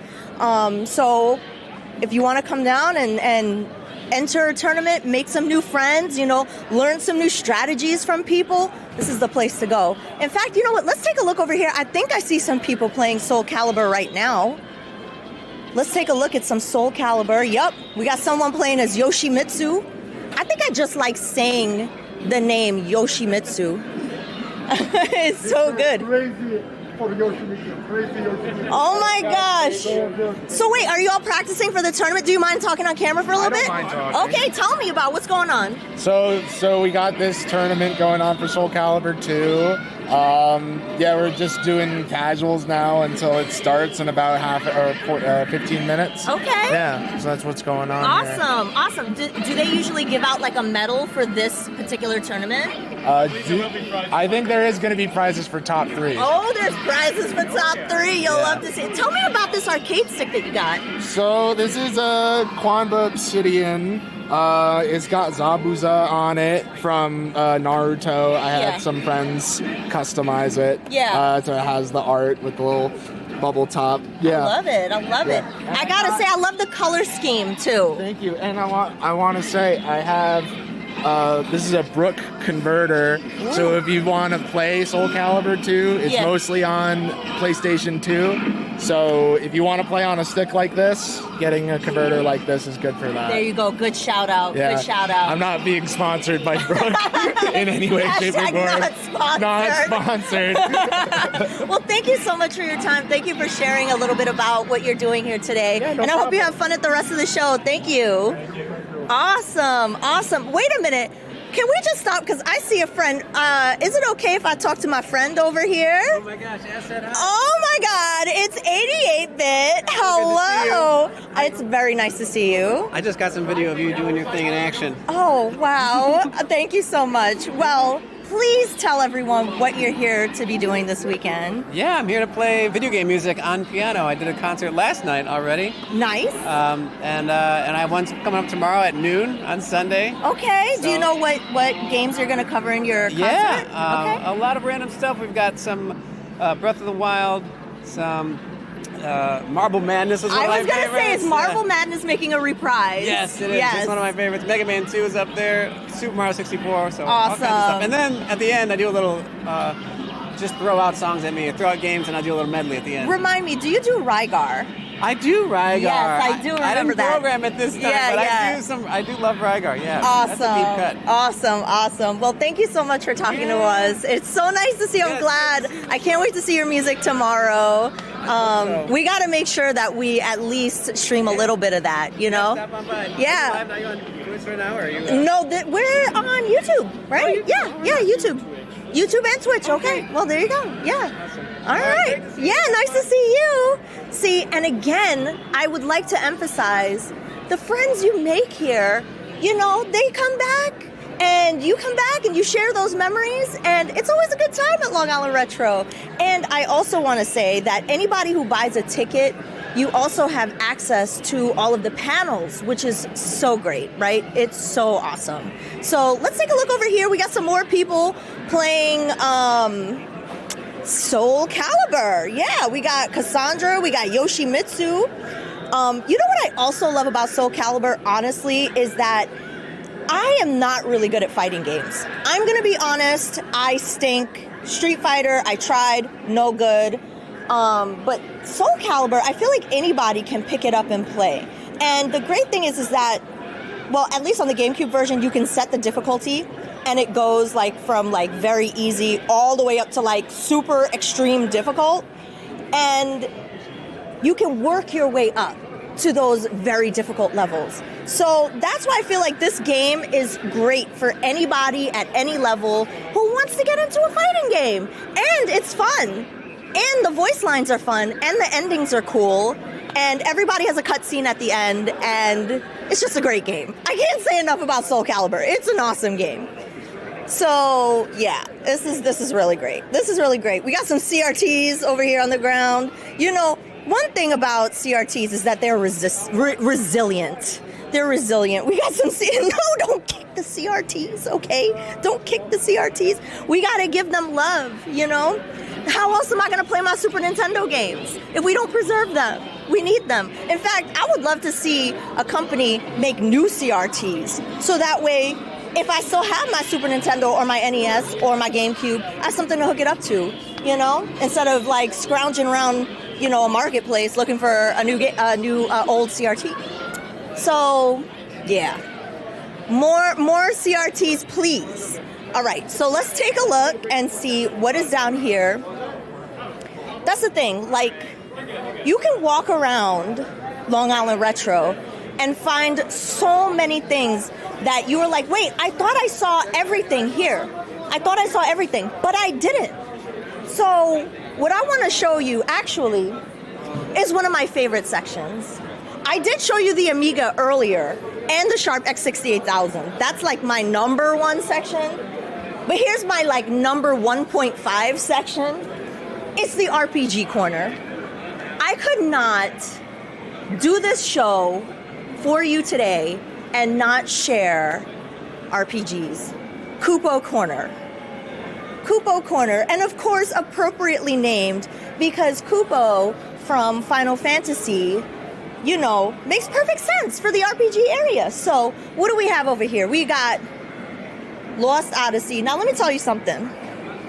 One thing about the Xbox I feel is very similar to Sega is that they had RPGs that were bangers, but people didn't recognize them as bangers because they were like, nah. Only Nintendo and Sony does good RPGs. That's not true. Lost Odyssey, that's a good one for Xbox. Also, Blue Dragon. Trust me, you'll like it. We also have, you know what? Do you know that people still play EverQuest to this day? There are still EverQuest servers. And in fact, I see people stream EverQuest on Twitch. And the thing that I love about that is that the community keeps these things alive. They breathe life into these things. And it's kind of important because you think, all right, this game is an online-only game.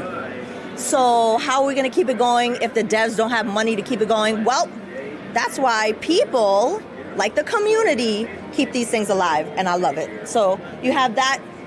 Another game. This is my favorite. I'm going to tell you, I put 270 hours in Morrowind, okay?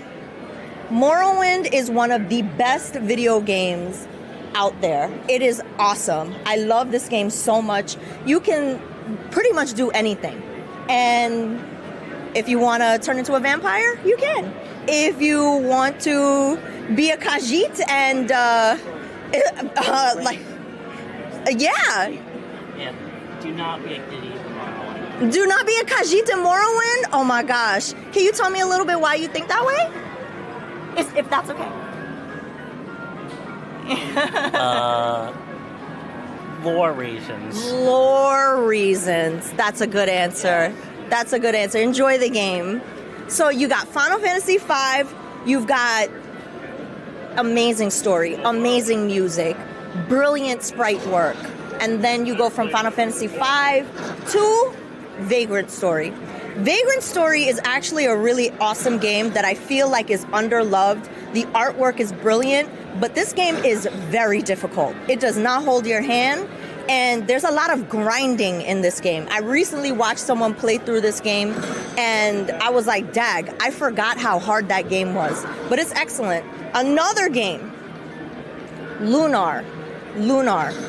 Very, very awesome sprite work. Very, very awesome music.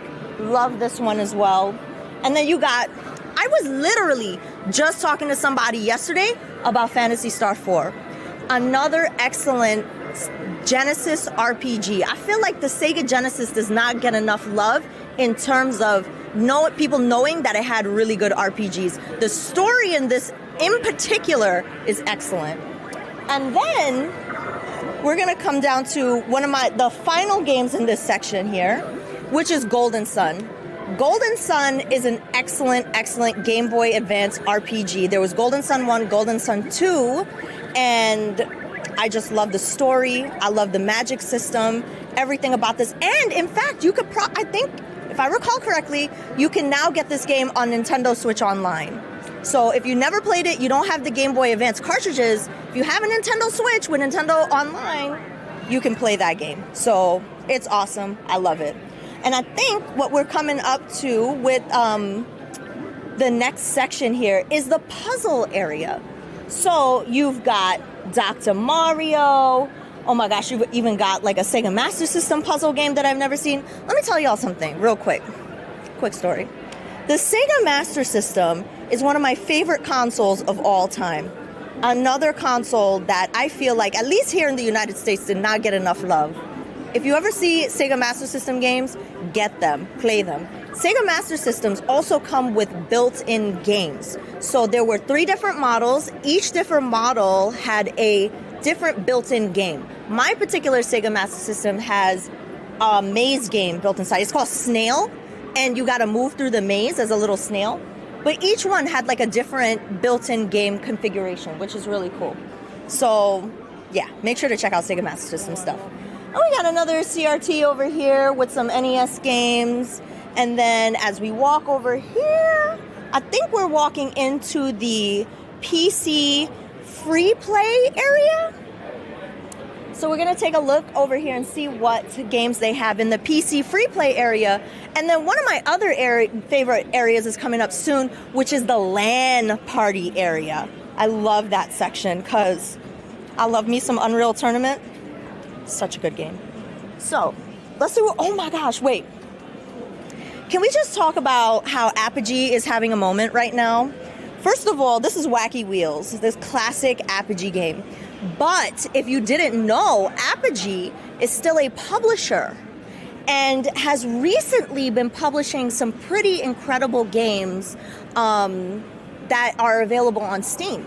So right now they're working on a platformer. They're working on Questmaster. Questmaster is so good. If you love Link to the Past or Link's Awakening and you love building dungeons and multiplayer, Questmaster is excellent. So Apogee is still around. If you didn't know, go and check them out. Very good stuff.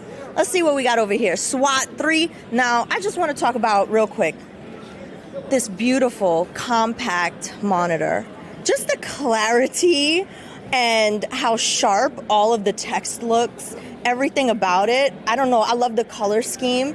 And I feel like nowadays, like computers are like meal piece. Like, you know, you can buy your monitor separate, you can buy your keyboard separate, and each item can look sleek on their own. But I feel like back in the day, we lost kind of like a little charm with the setup that came all together all in one. And this thing, it really showcases that right here. I don't know. I love the gray. I can sit here and talk about this all day long, but, you know, we got other things to see. So you know what? Let's take a look right here at one of my favorite games. This game right here, Prince of Persia. Now, have you ever played Prince of Persia? If you've never played Prince of Persia, this game right here is... I just died. Oops, I didn't mean to kill him. So, let me tell y'all a little bit about Prince of Persia. Originally, in the first version, you had to beat the game in under an hour. Now, let's say that you died, like I just did, and game overed. When you restart the game, it doesn't reset the clock to say you have 60 minutes again. No, it leaves off from wherever you left off. And in order to reset the clock, you have to shut the game down. And the beautiful thing about this game, too, is the rotoscoping and how they did the animation. It was kind of like the first game of its kind to utilize that kind of animation style, which made it stand out, obviously, and why people love it still to this day. It aged very well. So that's Prince of Persia. If you never played that, make sure you check it out. We also have another amazing game over here, Jazz the Jackrabbit. Now, if you never played this game, this is another very fun game. Also very difficult. As you can see, there is a theme here. games in this time do not hold your hand. So you will hear me often say, hey, these games are very difficult. A lot. And this is no exception. Even though you play as a cute rabbit, the rabbit is cute, but he's kind of got like a mean face, kind of got like an angry face, I guess, to, appeal to like the hardcore gamers or whatever. But this game is actually very difficult and fun. And actually, I think it was not easy to find for a long time until I think they did a release on GOG. So there was a time when it was actually hard to find that game to play. So as you can see here, the thing that I want to emphasize the most to you is that there are a ton of amazing PC games that you could sit, play, try out, lots of computers with beautiful monitors, towers.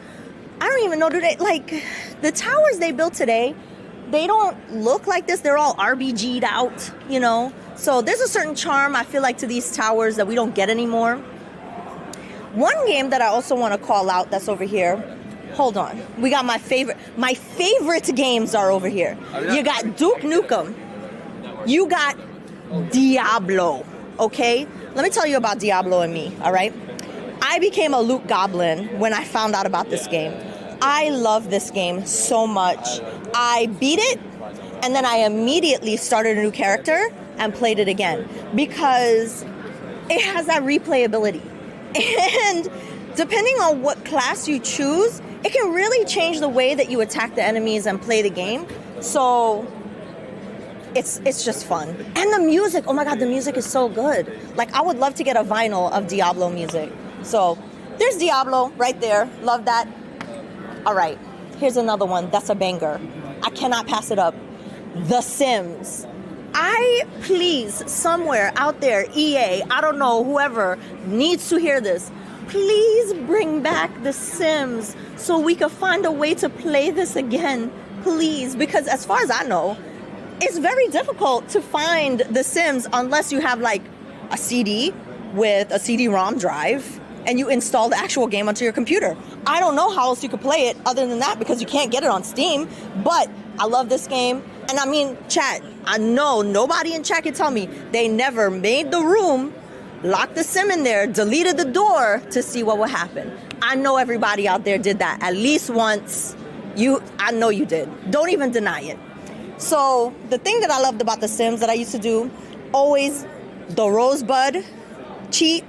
If you don't know about the Rosebud cheat, Google it. Basically, infinite money cheat. And then you build a house of your dreams. That's what I always did.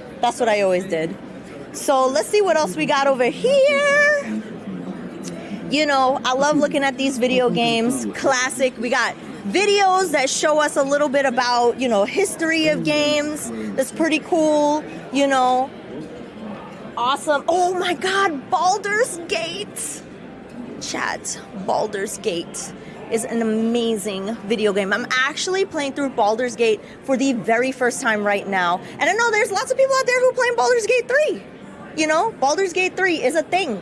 And it's a great game, but you got to start off with Baldur's Gate 1. Because I think in this version, it doesn't have the voice acting, but in the remastered version, it's all the voice acting, and it's so good. It's excellent. So make sure to check that game out if you haven't. While you come here, make sure you check it out. And then, of course, we got the classic Doom. Excellent. And I just love this compact monitor with the speakers. Yo, this is amazing. This beautiful setup right here. You can sit down, you can play. Excellent. And then we got a whole row of games over here. We got Tyrion. I think this is a shmup. And then we have some games that I've actually never played before. Dangerous Dave in the Haunted Mansion. That's a game, you know what? When I got some downtime, I'm going to come over here and try out and play myself because I've never played that. Max Payne, classic. Half-Life, classic. Alone in the Dark, classic. Quake, classic. Amazing, awesome games. In fact, Alone in the Dark, I don't know. I just had a moment real quick, chat, where I just had to admire the monitor real quick. I just had a moment right there. But yeah, so many good games. So many good games to try out and play. And now we're making our way over to the cockpit area. Gradius 3. I'm a big fan of shmups. One of my favorite shmups is UN Squadron. I think I would cry if they ever had that game on display. But Gradius 3, excellent game. Tiger Heli, I had that on NES. That is a very cool top-down, you fly in a helicopter, fly top-down, awesome shmup right there. Now we're making our way to a very, very fun room, which it's got a lot of people playing inside right now. And they seem to be playing Quake 3 Arena right over here in the LAN area. So yeah, we got some people playing multiplayer. I think there's multiple games going on in here, actually. I definitely see Quake. I know in the past they have done Unreal Tournament. I think there might even be some Diablo multiplayer or Fallout multiplayer. I'm not really sure what game that is, but it looks pretty awesome. So if you have a group of friends and you want to come and play like LAN games, you know, this is the room. This is the room for you. And then as we walk our way over here, we got the light gun alley, which is pretty awesome. You know, you got some Wii light gun games. You got Duck Hunt over there. Let's check out Duck Hunt. Classic. Now, I know if you missed and that dog comes up and laughs at you, I know I'm gonna be like, oh, let me try and take a shot and see, can I shoot the dog because he's laughing at me. Like, come on, don't be laughing at me. I'm trying.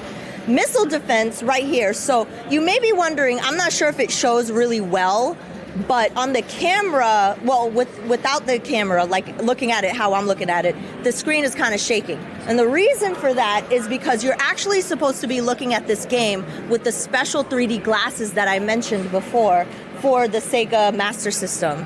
And those are probably quite hard to find at this point. But yeah, if you can find them, it totally changes like the way you thought about Sega Master System and the games that you could play, because it's like, who would have thought back then that you could play games in 3D? You totally can.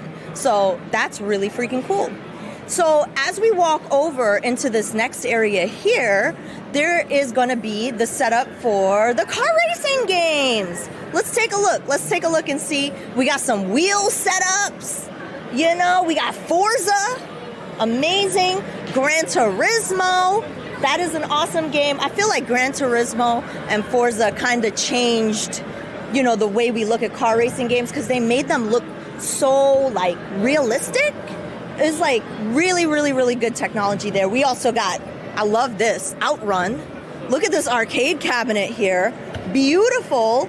First of all, I always love looking at the art on the side because, you know, somebody had to like draw that and then they applied it, but it looks really cool. And I really love the, you know, playing on the actual arcade, you know, the wheel in your hand, because sometimes when you're playing racing games at home, all you have is the controller, but it just feels so different when you actually have the wheel in your hand. So it's really cool. I love playing on arcade games. And then over here, we have a really cool setup. I don't know if this is like a custom setup. I would love to learn more, but you got a racing seat, you got pedals, you've got the speakers, like, it's like racing in real life. It's awesome. And the audio is great. Oh, they're telling me it's in VR. What? You can actually do it in VR. There's a VR headset. You could do a whole VR headset and race. Like, that's so cool, you know?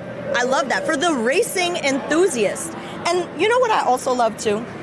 For any game that you're playing here, there is always a sign that tells you exactly what you're playing, when it was made, a little bit of history of the game, the controller scheme, and, you know, all of these things are made by the people who do the setups, do the displays. And they make this with love, so that way when you sit down and play, you can kind of get the full history of what you're doing. It's not just like, oh, I have to sit here and figure it out and I don't know what I'm doing. Like, they kind of set you up. And if they can't give you that personal care of, I'm going to come over and talk to you about it, because there's so many, like I'm telling you, there's so many people who attended at this show. There are tons. So it's great to be able to talk to all the volunteers, but sometimes if they can't get to you, they've got you covered with some signage up there. So that's really nice. I like that touch. So let's take a look over here. We're going to take a look at some of my favorite Nintendo racing games like Mario Kart on Super Nintendo. And then, of course, we got one of the best racing games of all time, F-Zero. Let me tell you what I love about F-Zero. First of all, the music is amazing. Mute City, Big Blue, Silence, Death Valley, all of that. Like, some of the best music I think Nintendo has ever composed. Excellent. And it's fast-paced fun. So you got that, you got Outrun over here, you got the Sega Master System Outrun, you got the Sega Genesis Outrun, and I love seeing them side by side so that way you can compare the graphical difference between the Sega Master System and the Sega Genesis and even hear the sound difference if you really pay attention very closely. So that is super duper nice, and it's a really nice touch. So this area is called a pit stop. I really like that name for this section. I think it encompasses everything because you want to take a little pit stop over here, take a little drive, you know, maybe a sweet ride, and then, you know, like play some of these car racing games. So I love that. So let's take a look. There's some more. After we leave the pit stop, we've got kind of like a little art section. Let's take a look right here. Hear that beautiful Mario Paint music. Somebody has drawn us a nice little chicken that is taking a snooze. Shh, it's taking a little sleep. And the thing that I love about this too, they don't alter anything. This is the authentic experience. You've got the SNES mouse with the 2 buttons, with the ball. And I can't tell you the amount of times as a kid, I would open this up to like clean the dust out. And then you got the authentic mouse pad right here. Beautiful, I love it. And then what you're looking at over here, this is actually a game called You Draw. So I remember this game very clearly when it came out for the Wii. They wanted it to feel like a tablet that you could hook up to your TV and basically like make a whole art program. Like they really wanted to encourage, you know, young people to get into making art and make it easy and accessible to something to their console, their Wii. They knew at that time everybody had a Wii, right? Like y'all remember the Wii, the craze, the lines, how fast it sold out. 2006, it was nuts when the Wii came out. So, you know, they developed the U-Draw pad and wanted to make an art program that anybody could use. So that I think is really, really awesome. Then you have the area here called Throwdown Town. Throwdown Town, you're gonna find your Capcom versus SNK. You're gonna find your Rampage. You're gonna find your Street Fighter 2. You're gonna find all of those very awesome head-to-head games. I think you're even gonna find, I think I see Streets of Rage over there. Yeah, because that's Blaze. So I'm pretty sure that's Streets of Rage 3. So yeah, you got lots, you wanna throw down? This is the area to do it. This is the area to do it right here. Some good stuff. Now let me show you a very unique and awesome game. This game is called Steel Battalion. Why is Steel Battalion unique? Well, first of all, let's take a look at this controller. It is incredible. Now, the box for this game was gigantic, okay? Gigantic. Like, I don't know how people took this home. If you had to ride the subway with this box, nah. Yeah, that was trouble. So it came with this, and the cool thing that I always like to point out is the eject button. So you press this button, and your pilot will eject out, and essentially you will have to start the game over again because you ejected out of your battalion. And so obviously you don't want to get into trouble where you get into that situation, but it is there. It is there. And then essentially you kind of have to start over. So that is on the Xbox. Love that console. I really feel like it deserved more love. You know, I mean, we had Halo on there. We had tons of great games on the Xbox. And you know what? This is not that controller. This is the Xbox controller that came after, but there was another controller called the Duke. And the Duke was a giant version of the Xbox controller. Because I think in the beginning, they were like, yo, we don't want to make this small. This is American system. You know, we got to make it for big hands. And I don't know, I guess it didn't work for everybody, but then they made that version, which actually worked a little bit better for me, but I think like my dad preferred the Duke, you know what I mean? So, yeah. So, all right, let's take a look at what's over here. We've got, this is the music area. So you're gonna see some really incredible stuff. You got the Miracle Piano, which basically the Miracle Piano helps you to learn how to play the piano. It also has, like some free play. You can do free play, which is really cool. And then you also have one of my other favorite games, Donkey Kong Jungle Beat, where you play using bongos. And that is really, really awesome. It is such a fun adventure game. What a unique concept, because it's not like you were playing music like in Donkey Konga. You're actually playing like a platformer using the bongos. And then another game that I love, okay, so I really love Parappa the Rapper. I could sit here and recite all the lyrics to you, but this is the sequel, Jammer Lammy. Jammer Lammy had more of a rock kind of theme, whereas Parappa was like more leaning on like the hip hop and, like that kind of music style. But yeah, Jammer Lammy is another game that I feel like it did not get as much love as it should have, because people wanted Parappa. So, but if you find Jammer Lammy, it's a banger. Make sure you go and play it. One thing that I also want to show you over here is Dragon's Lair. Dragon's Lair is very difficult, but it's so cool. Featuring the art of Don Bluth, also did Space Ace. This is a quick time action game. So basically what you're doing is there are key moments in the frame where you have to react quickly and do the right action. Otherwise, you fail the scene. And in fact, I see one of my friends over here. Hello, this is one of my friends. How you doing? This is Bill. How you doing? Great job, Ash. Great tour. Oh my God, yeah. I'm trying my best. So Dragon's Lair, I'll never forget it when it first came out. Yeah. There was an amusement park in New Jersey called Action Park. Okay. And my dad heard that they got Dragon's Lair, and so we drove all the way out to that amusement park just to see Dragon's Lair, and it was amazing because it was a Laserdisc based game. Yeah. So like we'd never seen graphics like that before. It was really just playing off the Laserdisc, but it was just so cool to see this amazing game that looked like a cartoon, because it was a cartoon. It just blew my mind. I'll never forget being in that arcade, at the amusement park. That's like the cool thing about this festival. It's like all of a sudden I'll see something and it'll just like trigger like a memory from when I was a kid. Oh my God, I love that. Thank you for sharing that. Yeah. And I know you're probably very familiar with like the Amiga versions of that as well. So were there any differences between the Amiga version and like the Laserdisc version? Yeah, it's amazing. The Amiga version is actually really good, but instead of it being like a Laserdisc based game, it was hand drawn. Wow. But it looked so good. It came on, I think it was 7 discs, 7 3.5-inch floppies. Yeah. And but it played really well, and it really captured the spirit of the original very well, even though it wasn't Laserdisc based. Yeah. Even though there were some Laserdisc based Amiga games like Mad Dog McCree, Yeah. which was pretty cool. But they should have done it with Dragon's Lair, but they never did. Oh my gosh. Yeah.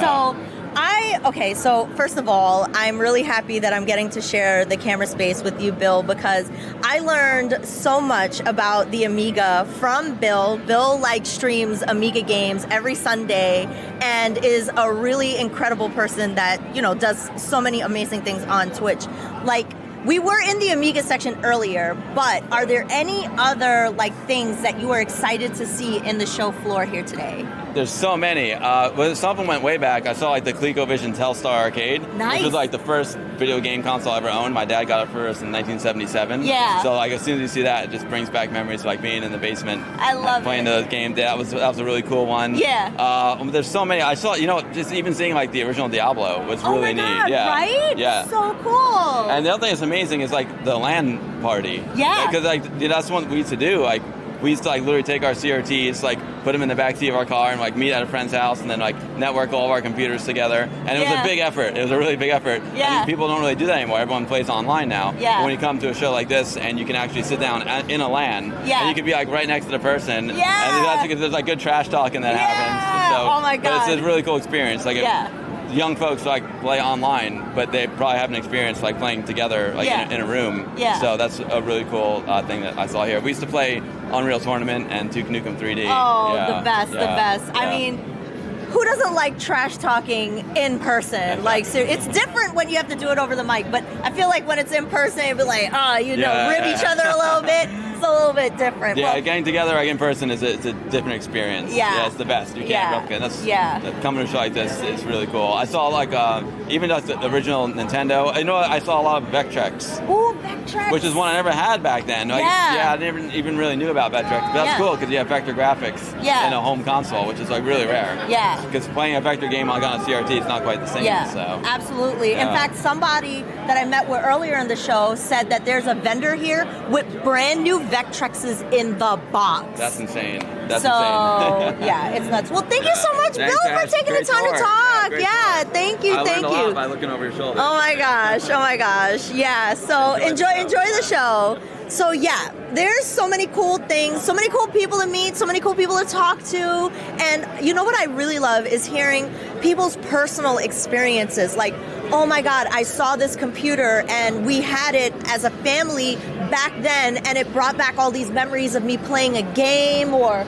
you know, like remembering sitting side by side with my sibling, you know, fighting over who's going to play next or whatever. And you know, those things are the magic of all these retro consoles and why we kind of do what we do and host these kinds of shows. So let's take a look over here.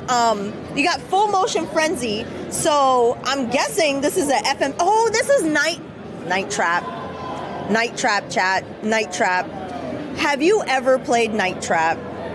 If you have never played Night Trap, and you want a cheesy and janky experience of being locked in a mansion where you are wondering if you're going to get killed, that is the game. Actually, you know what? I don't think that's the game on the screen, if I recall correctly, because Night Trap is basically about these people who are living, they're doing, I think, a timeshare in a house, but the people who live in the house are gonna drink their blood or something, some weird story like that. But I think that this might be a different game. But anyway, if you ever get a chance to try Night Trap, make sure to play it. So let's see what's over here. Oh, we got the strategy area. So this is the Tetris section. Okay, so last year's theme for Long Island Retro was Tetris.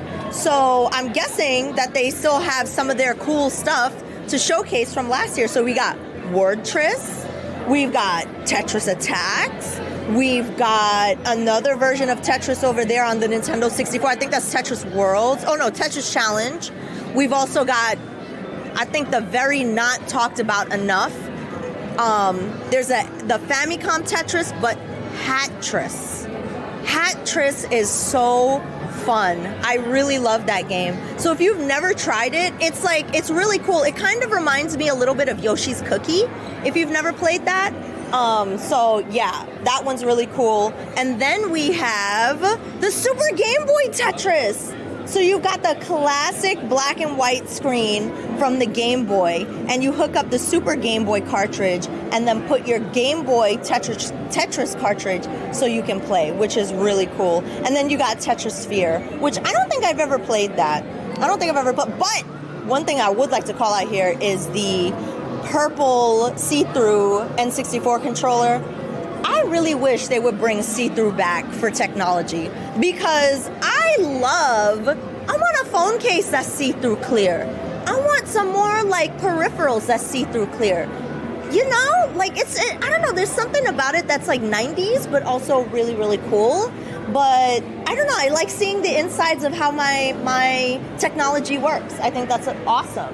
So let's see what else we have. I think we've all actually made it all the way around back to our tournament section. So I don't know if we still have time. Maybe we can go up to the arcade area if we have time for a little bit.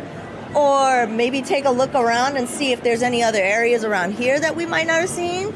Okay, so we're gonna take a walk over here to the free play area. I think I see Tony Hawk over here, actually. Yeah, these are the sports games. We didn't get a chance to talk about the sports games. So it seems like we've got Tony Hawk here. It seems like we've got volleyball, some kind of volleyball game here. I think it's, I forget the name. I forget the name of this volleyball game. Yeah. You don't know it either. You don't know it either. That's okay. It's a good game. It's a good game. Yeah, as long as you're having fun, that's the only thing that counts. Exactly. And oh my God. So let me talk to y'all about Ken Griffey Jr., Major League Baseball. I don't know if y'all watch anything about like SGDQ or anything like that, but shout outs to Peanut Butter the dog, who just played Ken Griffey Jr. on the SGDQ stage and won. Peanut Butter the dog. It was a thing to see. It was really awesome. And then we have classic Mike Tyson's Punch-Out. Love that game. They're fighting Honda right now, E-Honda. And this is a game that I love, but I have yet to master. I think for me that Punch-Out is kind of like a puzzle game. You kind of have to figure out each fighter's like tell. And once you learn their tell, you're able to find their weakness and you're able to knock them out. This version and the Wii version, I really, really love the Wii version. The Super Nintendo version of Punch-Out, Super Punch-Out, I have a really hard time with, but maybe one day I'll get good at it. You know, it's probably one of those games you just need to practice. You need to memorize. So, yeah. And then I think this is Blades of Steel. Blades of Steel. The thing that I love about Blades of Steel is that you can actually, like, fight. You can fight the players in this game, which is pretty funny. So yeah, classic. I definitely used to play that when I was a kid. Was not really that good at it, but yeah, there we go. Blades of Steel. That's what I always used to say when you select. All right, so we've got that. I'm pretty sure that's NBA Slam right there. And then we're back around. Oh wait, I think there's some other PCs that we haven't seen over here. On this side. Okay, wait. Let's just talk about Dune real quick. Dune is a very awesome point-and-click adventure game. Based on the movie, based on the books. But the thing that I really love about this version of Dune is the portrait art for the characters. And there is some voice acting, which is actually really cool. I played the Amiga version of this. I'm pretty sure this is like the DOS version, but this game is like beautiful. It is like so gorgeous. And one thing that I feel like I would love to see a book on actually, all of the typography that they use in these PC games. Because if you notice, right, like certain games have a certain style of typography, or maybe certain developers use certain typography font styles, and I'd love to see somebody compile that in a book and talk about, okay, well, this developer used this, because it kind of adds to the style for you to like recognize, like, oh, this is an Enix game, or oh, this is like a Konami game because they use this style font, that style font. I just think it's fascinating. I don't know, maybe I'm talking too much, but I would be fascinated in that. See, and this is the portrait art that I was telling you about. Look at that, look at the detail in the artwork. It's so good. It's so good. So if you've never played Dune, you got to. I don't know if it's on GOG, but it might be. It might be on GOG. It might be on Steam. I will definitely take a look. Here's one other thing I want to look at before we go. Somebody minimized the game, but who out there used to have a folder with just like background wallpapers? Because that was me. That was me. Look at this wallpaper. The panther, you got the snake, the gecko, the frog. And I definitely was a person who used to like customize the icons, customize the mouse. Like I always used to customize the pointer. I really wish like Windows would bring that back. And if they do have it and I don't know how to find it, somebody out there in chat, please tell me how to do it, because those were the days. Those were the days. So we've made our way back to the PC area. Let's see, maybe we can, you know what? I think what I'm going to do is I'm going to walk over to the vendor area, because I think they're about to close soon. I got 30 minutes to spend some money. So I think I might do that. And I think I might bid y'all farewell for a little while. But we're streaming all day. We streamed all day. We're also going to stream tomorrow. So you have so much to look forward to. And don't forget, Any of your tickets that you buy will allow you to go to see any of the panels that are available. So thank you so much for hanging out with me. My name is Ash Said Hi, live here at Long Island Retro in the cradle of aviation. We'll see you all next time. Thanks for watching. Bye-bye.